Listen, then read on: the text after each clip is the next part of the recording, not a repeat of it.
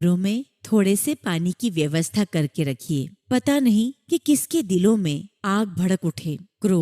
क्रोध एक आग है और अपने घरों में सहनशीलता और शांति का पानी रखें। अर्थात संगत जी कि हमारा जो क्रोध है वो एक प्रकार की आग है और हमारी सहनशीलता और शांति ये दोनों पानी हैं। पता नहीं कब आपका घर क्रोध की लपटों से घिर जाए। याद रखिए, पति यदि क्रोध में आग बने तो पत्नी पानी बन जाए, और पत्नी कभी अंगार बने तो पति जल की धारा बन जाए। याद रखना, जवानी पर ज्यादा मत इतराना। जवानी तो सिर्फ 4 दिन की है, इसलिए कानों में बहरापन आए उससे पहले ही जो सुनने योग्य बातें हैं वो सुन लीजिए। अर्थात आपकी उम्र ढले और आपको सुनाई देना बंद पड़ जाए उससे पहले ही जितनी भी अच्छी बातें जो सुनने योग्य हैं आप उसे सुन ले। पैरों में लंगड़ापन आए उससे पहले ही दौड़ दौड़ कर तीर्थ यात्रा कर लेना। आंखों में अंधापन आए इससे पहले ही अपने स्वरूप को निहार लेना। वाणी में कुछ गूंगापन आए उससे पहले ही